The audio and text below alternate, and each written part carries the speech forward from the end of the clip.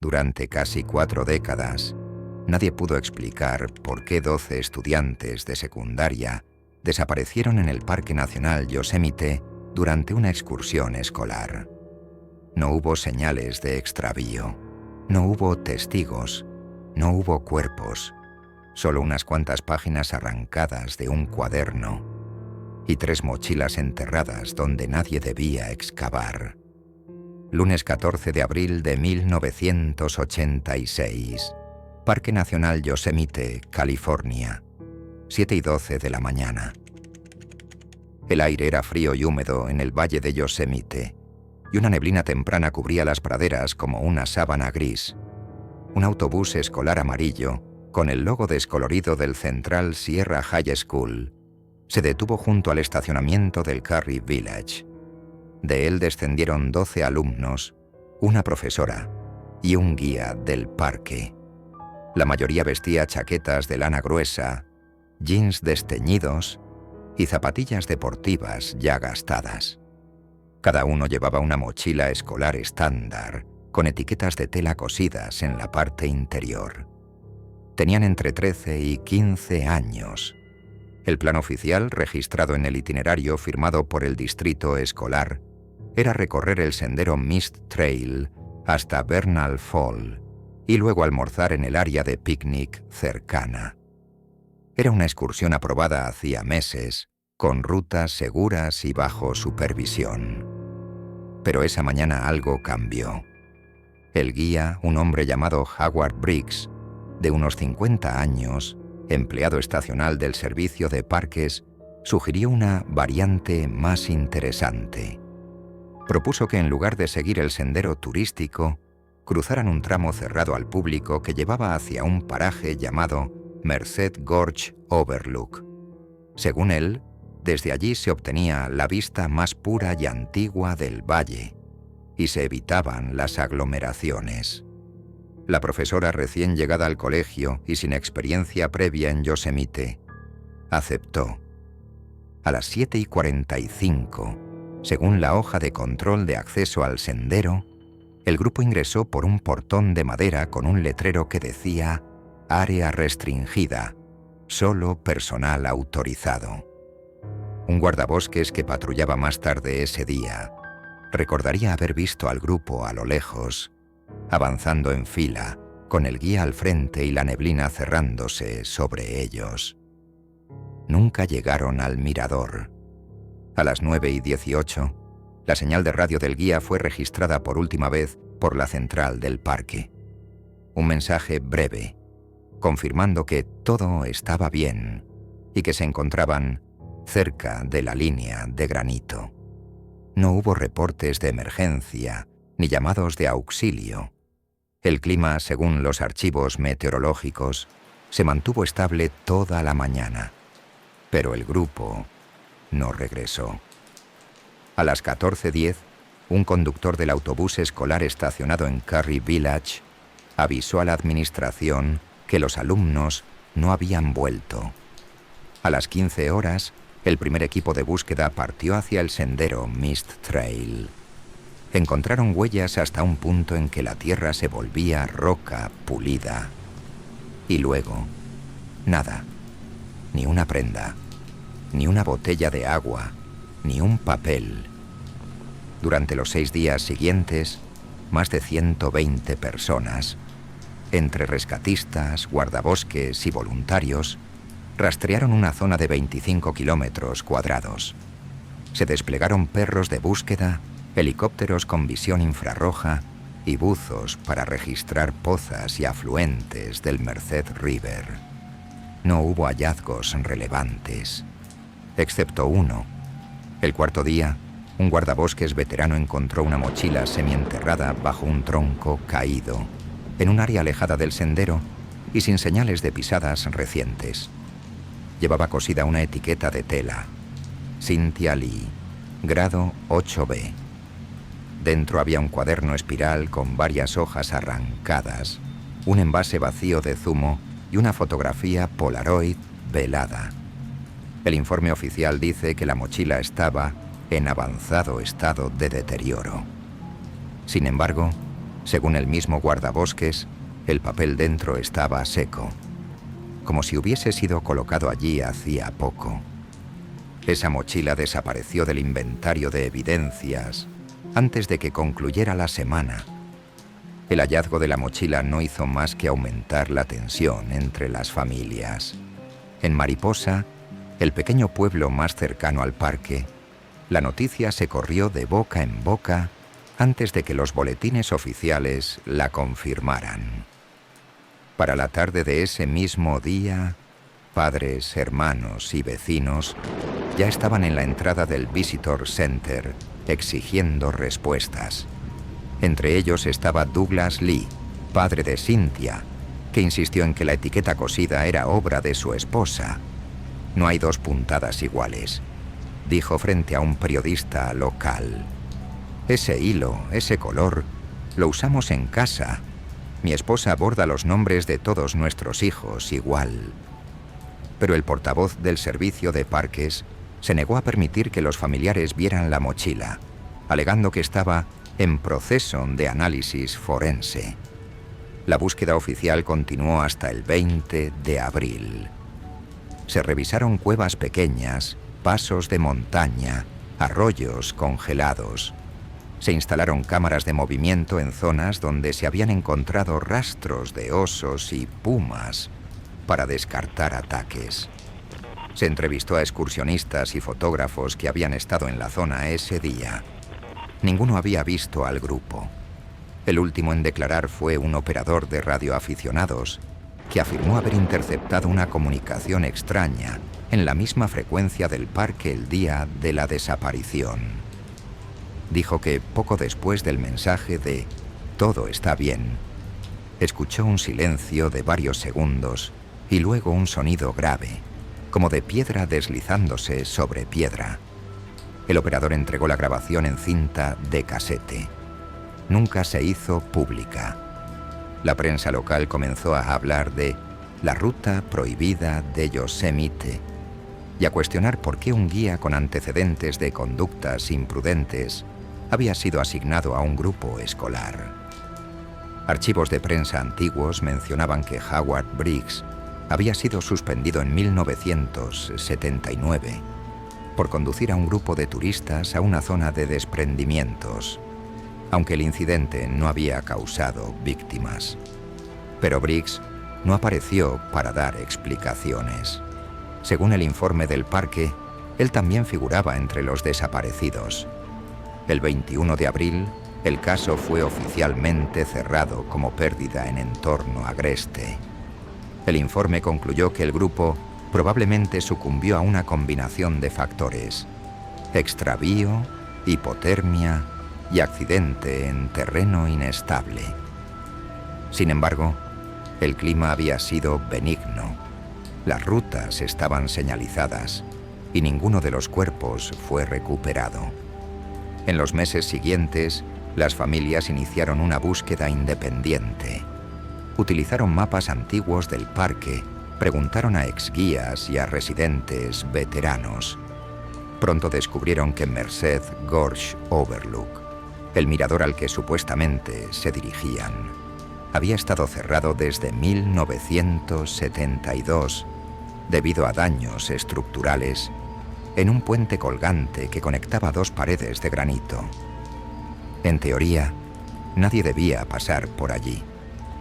Un voluntario encontró un dato inquietante en los archivos de Mariposa, una denuncia de 1968, en la que dos montañistas afirmaban que, en esa zona, existía una entrada tapiada con tablas de madera y candados antiguos. Según ellos, parecía dar acceso a algún tipo de túnel o estructura en la roca. El caso fue archivado como observación sin relevancia. En agosto de 1986, 4 meses después de la desaparición, una tormenta de verano provocó un pequeño desprendimiento en la ladera oeste del valle. Entre ramas y lodo, un guardabosques que revisaba la zona encontró un objeto cubierto de tierra, una segunda mochila escolar. Llevaba una etiqueta con el nombre Jacob Morales grado 9A. En su interior había un par de guantes de lana y un cuaderno empapado. En la última página, escrita con tinta corrida, se alcanzaba a leer una frase incompleta. Howard dice que no miremos, que sigamos oyendo. El hallazgo fue informado a la oficina regional del servicio de parques. La mochila nunca llegó a manos de la familia Morales. En 1987, una periodista freelance llamada Laura Jennings comenzó a investigar el caso para una revista especializada en crímenes sin resolver. Entrevistó a excompañeros de los desaparecidos, revisó bitácoras de guardabosques y recorrió la ruta oficial y la prohibida. Descubrió que el día anterior a la excursión, Briggs había firmado en el registro del parque como técnico externo, sin especificar cargo ni dependencia. En una entrevista con un ex guardabosques retirado, Jennings escuchó un testimonio perturbador. El propio informante afirmaba que, en los años 70, había acompañado a un equipo de biólogos a una cueva cercana al área de Merced Gorge y que en su interior habían encontrado varias mochilas infantiles en fila, cubiertas de polvo. Nos dijeron que eran de un caso antiguo, pero no había registros de niños desaparecidos antes de esa fecha, declaró. Jennings intentó acceder al archivo completo del parque sobre el caso de 1986. La respuesta oficial fue que no existían documentos adicionales. 2 semanas después, la revista canceló la publicación del reportaje alegando riesgos legales. El hallazgo de la segunda mochila generó un quiebre en la comunidad de Mariposa. No solo confirmaba que el grupo había alcanzado una zona fuera de la ruta oficial, sino que dejaba claro que alguien, o algo, había manipulado las evidencias. La etiqueta cosida a mano era inconfundible para la madre de Jacob, quien juró ante la prensa que ese hilo rojo lo había traído su hermano de México y que no se vendía en ninguna tienda local. Sin embargo, las autoridades cerraron la zona donde fue hallada. Alegaron riesgo de desprendimientos y ordenaron la retirada de voluntarios y familiares. Aquella misma noche, varios vecinos afirmaron haber visto luces de linternas en la ladera, mucho después de que el operativo oficial se hubiera retirado. Nadie supo decir quiénes eran. En septiembre de 1986, un ex estudiante del Central Sierra High School confesó que había hablado con uno de los desaparecidos días antes del viaje. Según él, Jacob Morales le comentó que Howard tenía un lugar secreto y que en la excursión les iba a mostrar algo que nadie más podía ver. Nunca especificó qué. Un mes después, Douglas Lee, el padre de Cynthia, recibió una llamada anónima. La voz, masculina y temblorosa, le dijo una sola frase antes de colgar. «Bajo el puente, no miren arriba». El puente al que podía referirse ya no existía oficialmente. Era el colgante que unía las 2 paredes de granito en Merced Gorge, demolido en 1972. O al menos, eso decía el registro del parque. En marzo de 1987, la periodista independiente Laura Jennings llegó a Mariposa con la intención de escribir un artículo para una revista de investigación criminal. No era de la zona, pero había seguido el caso desde el inicio y sentía que algo no encajaba en la versión oficial. Su primer paso fue entrevistar a familias y excompañeros de los estudiantes desaparecidos. Encontró un patrón.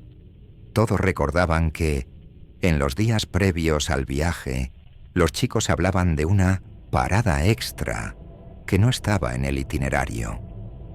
Algunos mencionaban una vista desde arriba del río que no se veía desde los senderos normales.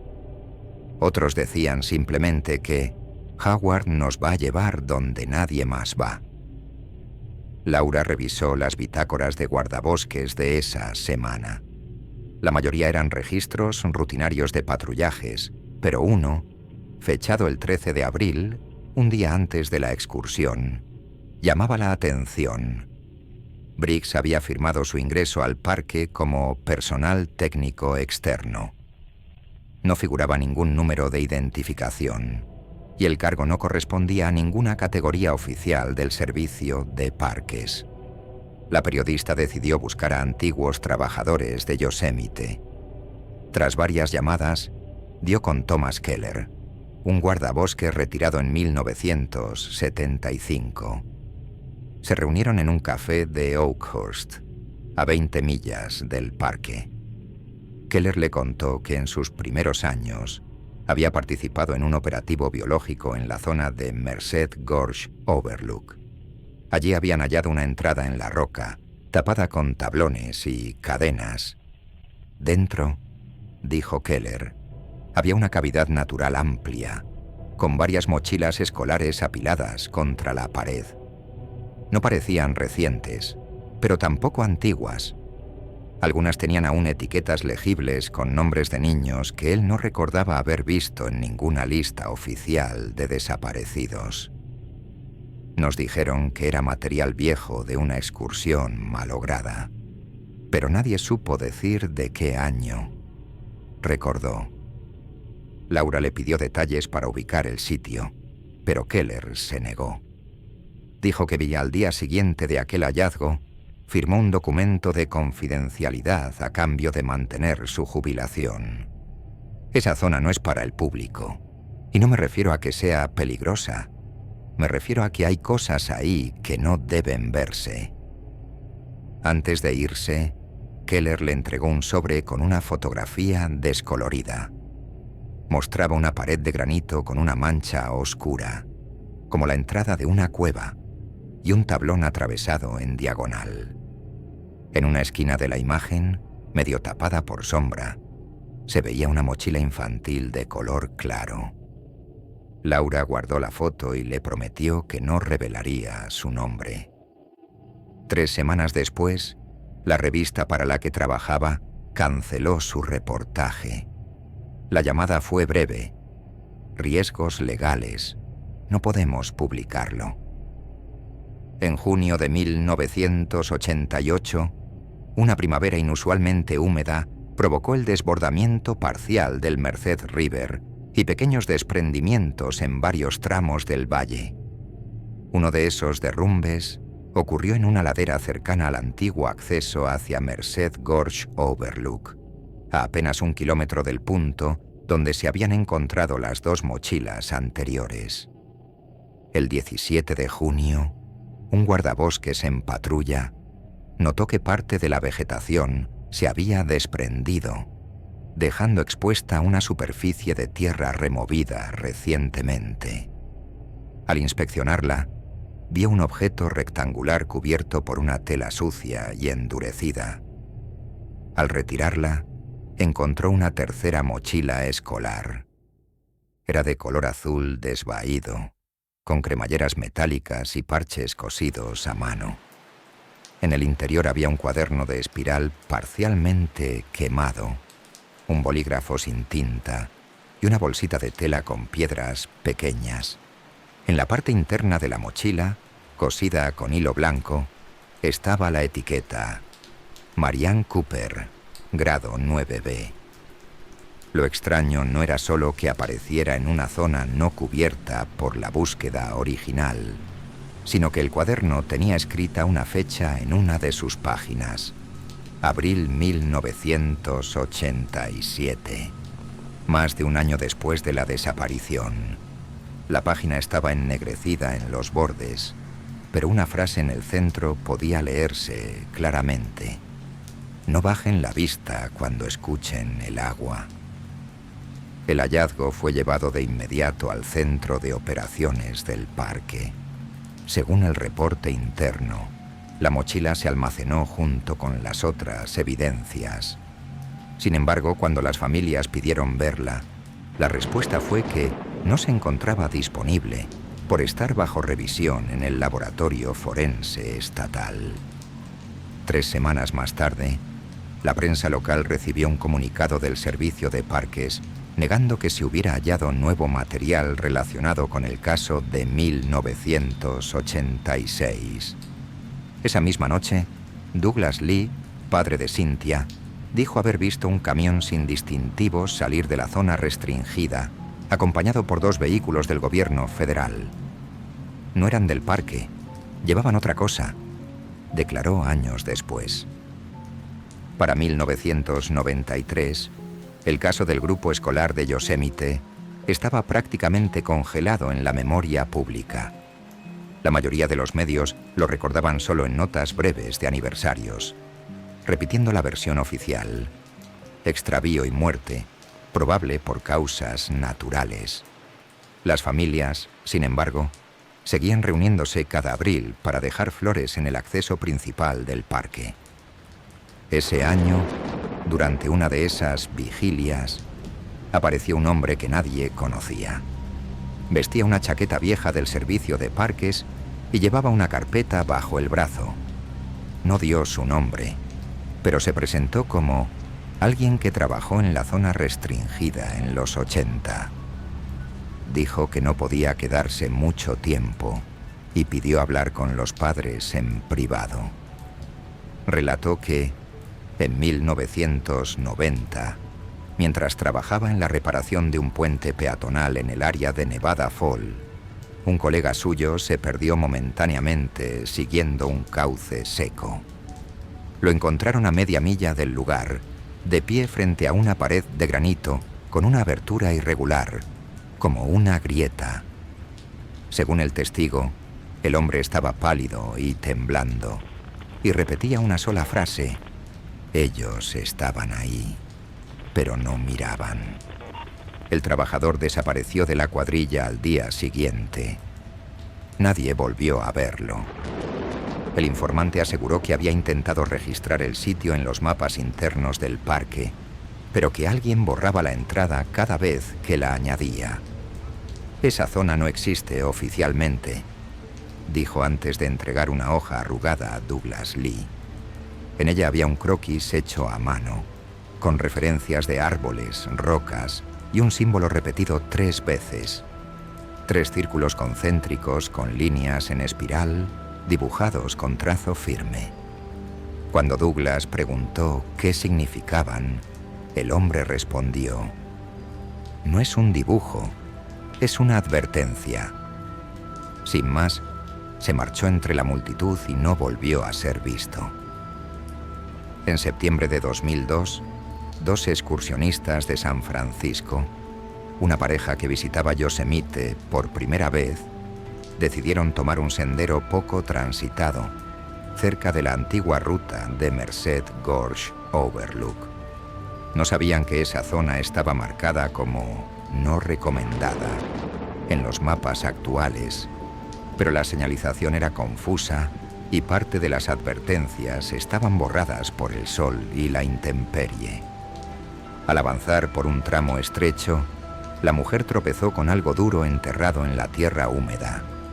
Al apartar las hojas secas, descubrió una cremallera metálica y tela descolorida. Excavan apenas unos centímetros y encontraron una mochila escolar parcialmente cubierta por raíces finas. Era verde oliva, con manchas de humedad y un bolsillo delantero cerrado con un broche de presión. Dentro había un cuaderno de espiral con las tapas arrancadas, un peine de plástico y un pequeño sobre sellado. El sobre estaba vacío, pero en la solapa interior había escrito un nombre: Marianne Cooper, Grade 9B. El detalle era imposible de ignorar. Esa era la misma estudiante cuya mochila azul había aparecido en 1988. La pareja llevó el hallazgo al centro de visitantes y dio sus datos de contacto. Según ellos, un ranger les agradeció la entrega y les dijo que un investigador del parque se comunicaría. La llamada nunca llegó. Un mes después, la mujer recibió una carta sin remitente. Dentro había una sola fotografía en blanco y negro. Mostraba lo que parecía ser una fila de mochilas infantiles apoyadas contra una pared de roca. En el borde inferior de la imagen, escrito a mano, se leía: «No busques la entrada. La entrada te busca a ti». No había explicación. No había firma. En agosto de 2018, 3 exploradores urbanos de Sacramento, acostumbrados a colarse en estructuras abandonadas y zonas restringidas, decidieron internarse en el área prohibida de Merced Gorge Overlook. Su plan original era grabar un video nocturno para su canal de YouTube, documentando la parte oculta de Yosemite. Equipados con linternas potentes, cámaras GoPro y un dron pequeño, accedieron de noche por un tramo de roca sin señalizar. Después de una hora de avance, alcanzaron una cornisa estrecha desde la que se veía, a lo lejos, una pared de granito con una grieta oscura en la base. En el video, que más tarde circularía de forma fragmentada en foros de Internet, se escucha a uno de ellos decir: «Parece una entrada, pero no está en el mapa». Al acercarse notaron tablones viejos clavados en diagonal, cubiertos de musgo y óxido. Entre las rendijas, la cámara captó un destello, algo metálico brillando bajo la luz de la linterna. Cuando uno de los exploradores intentó forzar el tablón, un ruido seco retumbó desde dentro, como si una piedra hubiera caído, o como si alguien hubiera dado un paso. La grabación se corta en ese momento.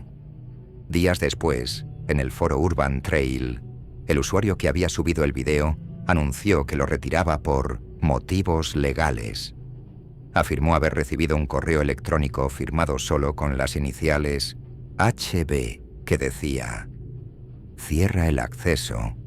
No repitas lo que viste. No todos saldrán si lo abres». Las iniciales coincidían con las del guía desaparecido en 1986, Howard Briggs.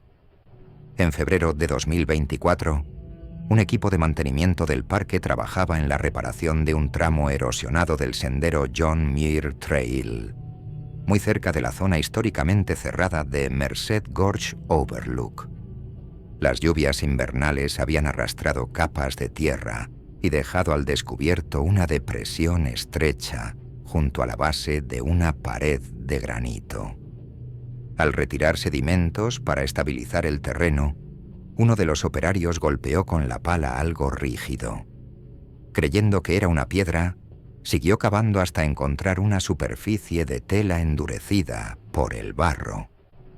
Cuando liberó la pieza, vio que era una mochila escolar casi intacta. A su alrededor aparecieron otras 2, parcialmente enterradas y dispuestas en línea, como si alguien las hubiera colocado allí deliberadamente. Cada mochila llevaba cosida una etiqueta de tela con nombres bordados a mano: Cynthia Lee, Jacob Morales y Marianne Cooper. Las 3 pertenecían a estudiantes desaparecidos en 1986 y todas habían sido reportadas como halladas previamente en circunstancias diferentes, pero nunca entregadas oficialmente a las familias.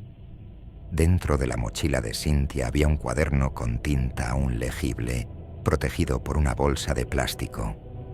En la última página, con letra apretada y trazo tembloroso, se leía: «Howard dice que no es hoy, que debemos esperar a que el agua suene distinto». En la de Jacob, un pequeño espejo de bolsillo envuelto en tela y una piedra plana con 3 círculos concéntricos tallados a mano. Y en la de Marianne, una fotografía Polaroid sin fecha que mostraba a los 12 estudiantes de pie en fila, con las mochilas a sus pies. Pero detrás de ellos, parcialmente visible, había una figura alta con sombrero sin rostro definido. El hallazgo fue reportado de inmediato a la administración del parque. El acceso quedó clausurado en menos de una hora. Esa misma tarde, Camiones sin distintivos retiraron las evidencias en cajas selladas. Cuando los medios intentaron cubrir la noticia, el portavoz del Servicio de Parques declaró que se trataba de material no relacionado y que no existían pruebas de conexión con el caso de 1986. Pero las familias sabían que esas mochilas no podían estar en dos sitios al mismo tiempo, salvo que alguien las hubiera movido. En mayo de 2024, 3 meses después del hallazgo oficial, un trabajador subcontratado para labores de limpieza en un almacén del parque encontró entre estanterías metálicas una caja de cartón sin etiquetar. Dentro había objetos envueltos en bolsas numeradas, con restos de tierra seca. En una de ellas, doblada con cuidado, había una camiseta escolar con el logo del Central Sierra High School casi borrado. En el bolsillo delantero había algo más, un sobre amarillento con manchas de humedad. El sobre contenía una sola hoja mecanografiada. No tenía fecha ni remitente, pero el texto era breve y devastador. No todos cruzaron. Algunos siguen en la roca. La entrada abre cuando el agua baja. No vuelvan. En la parte inferior, una firma torpe. HB. El trabajador, desconcertado, tomó una foto con su teléfono antes de entregar el sobre a un supervisor. Esa misma noche, su contrato fue rescindido por razones administrativas. La imagen llegó de forma anónima a manos de Douglas Lee, el padre de Cynthia. La imprimió y la llevó a la siguiente vigilia anual, colocando la hoja plastificada sobre la mesa donde cada abril se encendían 12 velas.